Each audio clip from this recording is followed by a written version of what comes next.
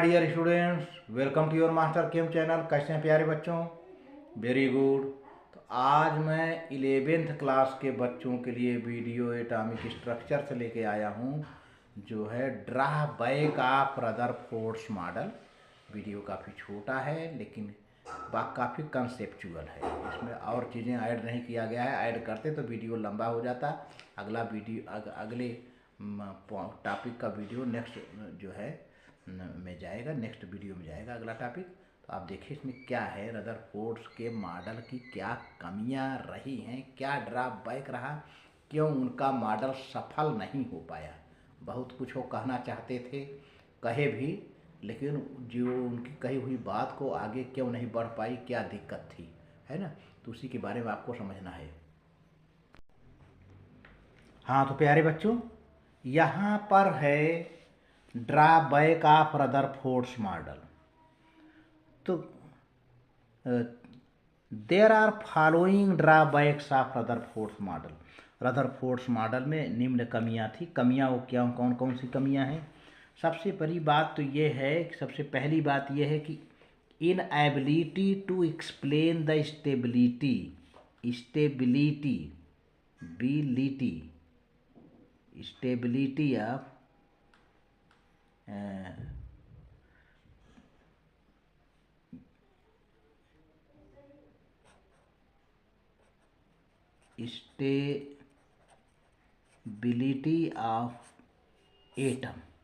Atom की stability को define नहीं कर पाया इनका मॉडल। अभी बताता हूँ क्या क्या स्टेबिलिटी है। एटम जबकि स्टेबल है, न्यूट्रल है ना, लेकिन जब एटम स्टेबल नहीं रहेगा तो कोई मतलब नहीं है मॉडल का। इनका मॉडल जो दिया उस हिसाब से स्टेबिलिटी को नहीं बता पाया। कैसे? इन्होंने कहा कि इलेक्ट्रॉन सर्कुलर ऑर्बिट में चक्कर काटता है। कैसा ऑर्बिट है, क्लोज है कि खुला है, कैसे है, इसका कोई इन्होंने एक्सप्लेनेशन नहीं। सर्कुलर ऑर्बिट का मतलब ये है कि अगर उसकी एनर्जी बढ़ेगी यहाँ से प्यारे बच्चों, तो ये इस तरीके से जो डायग्राम बना है, ये निकल कर इलेक्ट्रॉन न जाने कहाँ चला जाए, जहन्नुम में चला जाएगा, है ना। अच्छा, अब मान लीजिए उसकी एनर्जी घट रही है, तो घट रही है तो अंदर की ओर आएगी। देखिए ये आ रही है, आते आते आते आते आते आते आते आते लास्ट में न्यूक्लियस में गिर जाएगी। तो एट लास्ट इलेक्ट्रॉन में ड्रॉप इनटू द न्यूक्लियस, और इलेक्ट्रॉन का न्यूक्लियस में ड्रॉप होना माने एटम की स्टेबिलिटी खत्म हो जाना। तो इस तरह से यह जो मॉडल है इनका एक्सप्लेन नहीं कर पाता स्टेबिलिटी को। जबकि इलेक्ट्रॉन कभी न्यूक्लियस में ड्रॉप नहीं होता, एटम स्टेबल है।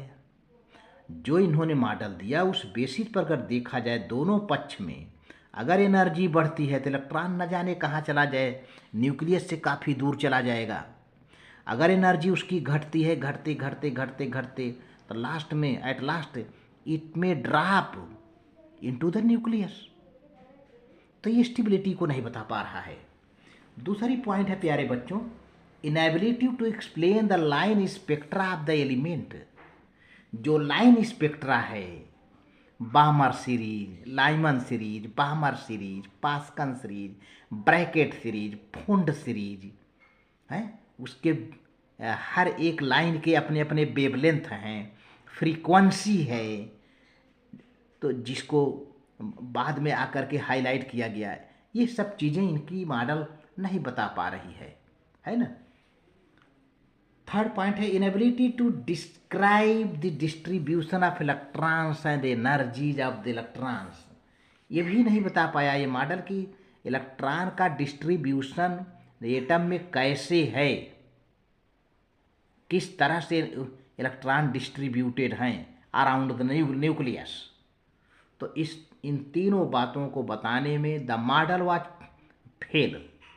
The model could not describe the above points, due to which the model was unable to explain the stability of the model. These were the drawbacks of the Rutherford model. Rutherford की यही कमियां रही, Rutherford की सबसे बड़ी यही कमी, stability का न बताना, लाइन स्पेक्ट्रा को न बता पाना, इलेक्ट्रॉन का डिस्ट्रीब्यूशन न बता पाना।